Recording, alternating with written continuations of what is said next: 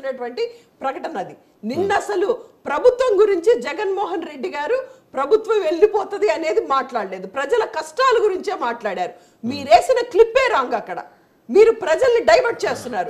మీరేసినటువంటి clip ఏదంటే కార్యకర్తల మీద దాడి జరిగినప్పుడు వేసినటువంటి క్లిప్ తీసుకొచ్చి మీరిప్పుడు వరదల్లో మీరు కూడా బురద రాజకీయాన్ని చూపిస్తున్నారు. నేను ఖచ్చితంగా ఖండిస్తున్నాను దీన్ని. అది క్లిప్ ఏదైతే ఉందో కార్యకర్తలు మీద దాడి జరిగినప్పుడు జగన్మోహన్ రెడ్డి గారు ఇచ్చినటువంటి స్టేట్మెంట్. నిన్న కంప్లీట్ గా వాటర్ లో వరద ప్రాంతంలో మునిగిపోయిన కుటుంబాల దగ్గర ఉన్నారు జగన్మోహన్ రెడ్డి గారు. నిన్న మాట్లాడింది చూద్దాం. నేను ఓకే రైట్ ఓకే. ఇప్పుడు నేనేది అంటే నిన్న రిటైనింగ్ వాల్ దగ్గర గురించి అక్కడ జరిగిన సంగతి మీరు చూశారు, అందరూ చూశారు. అక్కడ మరి కళ్ళకు గంతలు కట్టుకున్న మీడియా ఏం చూపించిందో, గంతలు కట్టుకోకుండా మీడియా ఏం చూపించిందో అది కూడా ఖచ్చితంగా నిన్న ఆయన రిటైనింగ్ వాల్ దగ్గరకు వచ్చినప్పుడు ఎంతమంది ఉన్నారు మీరే చెప్పండి. ఎంతమంది ఉన్నారు? పట్టుమని 10 మంది ఉన్నారా? అసలు ఎందుకండి లీడర్స్ అక్కడ? జగన్మోహన్ రెడ్డి గారు ప్రజల్ని కలవడానికి వచ్చే జనాల కన్నా వస్తున్న వాళ్ళని తోసేసిన సెక్యూరిటీయే ఎక్కువ ఉన్నారు అక్కడ. మీరు చూసారో లేదు? కలవడానికి వెళ్ళారండి. ఎవరిని కలవనిచ్చారు? సెక్యూరిటీ ఇలా తోసేస్తుంటే చూసారా విజువల్స్? గురించి మాట్లాడుతున్నారా, సెక్యూరిటీ గురించి మాట్లాడుతున్నారా, లీడర్స్ గురించి? ప్రజల్ని తోసేస్తున్న సెక్యూరిటీ గురించి మాట్లాడుతున్నారు. అక్కడ ఏంటి మరి? జగన్మోహన్ రెడ్డి గారి మీద తోసేసి ప్రజలు నిలబడాలంటారా? చంద్రబాబు నాయుడు గారు వెళితే సెక్యూరిటీ లేరా? ఎవరిని కలిసారండి? అలా కాదు, మీరు ఆగ్రహించద్దు. ఆయన ఎవరితో మాట్లాడారు? దేవినేని అవినాష్, మల్లాది విష్ణు, ఒక 2-3 వీళ్ళతో మాట్లాడారు. చంద్రబాబు గారు ఆయన జనాలతో మాట్లాడుతున్నారు. మీరు తేడా గమనించండి. ఒకటి వాసుదేవన్ గారు ఈ రోజు అక్కడ ఒకటి ఏది 1 సెకండ్, మీరు అక్కడ వెలిగేరు అనేటువంటి వాగుకి 11 లాకులు ఎత్తివేయడం వల్ల బుడ్డిమేర అనేటువంటి పూర్తిగా మీడియాలో లైవ్ డిబేట్ లో ఆమె అవాస్తవాలు చెప్తుంటే ఆ విజువల్స్ కార్యకర్త దాడి జరిగినప్పుడు అక్కడ వరద ప్రాంతం చెప్పండి ఫస్ట్, అది జవాబు చెప్పండి. అంటే చూసేవాళ్ళు గుడ్డోళ్ళు, మీరు గుడ్డోళ్ళు, అందరు గుడ్డోళ్ళ? వాళ్ళకి కళ్ళు ఉన్నాయా? ఆ విజువల్ చెప్పండి, డిక్లేర్ చేయండి. Letter complete. ఒకటి బుడమేరు అనే అంశానికి సంబంధించి పొంగడానికి కారణం ఏంటంటే ఆ లాకులు ఎత్తేశారు.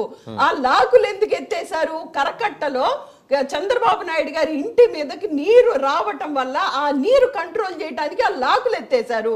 లాకులు ఎత్తేయటం వల్ల బుడమేరు వాగు పొంగి ఈ రోజు దాదాపుగా అక్కడ 26 కాలనీలు మునిగాయండి. 26 కాలనీలు మిగిలినాయి. ఒక్క చంద్రబాబు నాయుడు ఇంటి కోసం ఇంత మందిని, లక్షల మందిని ఈ రోజు ఇబ్బందులు పాలు చేశారు.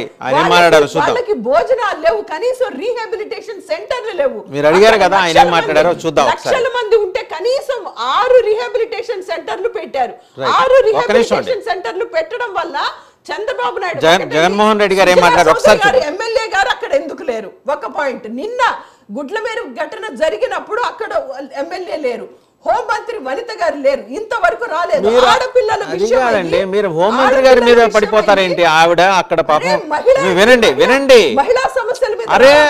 అరే ఒక్క నిమిషం ఆగండి, నేను చెప్పేది వినండి. హోంమంత్రి అనిత గారు రామవరపాలలో ఉన్న వాళ్ళ ఇల్లు మునిగిపోతే పిల్లల్ని ట్రాక్టర్లో తీసుకుని ఏదో సురక్షిత ప్రాంతానికి వెళ్తున్నారు. కాస్త మీరు స్పేస్ ఇవ్వాలండి, బ్రీతింగ్ స్పేస్ ఇవ్వాలి లీడర్స్ కి. ఆ ముందర ఆవిడ ఇల్లు చక్క పెట్టుకుని వస్తారు, మీ దగ్గరికి వస్తారు. పిల్లల్ని అలా వదిలేసి వెళ్ళమంటారా?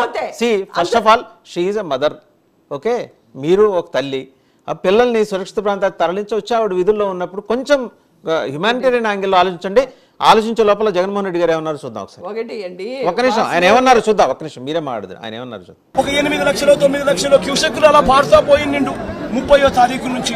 అప్పుడు ఈ మాదిరిగా భీకరంగా 11,35,000 క్యూసెక్కులు వచ్చే పరిస్థితి ఉండేది కాదు. ఈ మాదిరిగా ఫ్లడ్ ఉండే పరిస్థితి ఉండేది అంతకన్నా కాదు. కానీ రాష్ట్ర ప్రభుత్వం తీవ్రంగా జాప్యం చేసి ఏకంగా చంద్రబాబు నాయుడు గారు అనే వ్యక్తి తాను ప్రజలను పట్టించుకోవాల్సిన ఆవశ్యకతను పూర్తిగా మర్చిపోయి రెడ్ బుక్ పాలనతో పరిపాలన సాగిస్తూ కక్ష సాధింపుల మీదనే ధ్యాస పెడతా ఉన్నాడు తప్ప గవర్నెన్స్ మీద ఏం చెయ్యాలి అన్న దాని మీద ధ్యాస లేకనే ఇది మ్యాన్ మేడ్ ఫ్లడ్ కింద ఇంత భీకరంగా తయారైన ఫ్లడ్ ఇది.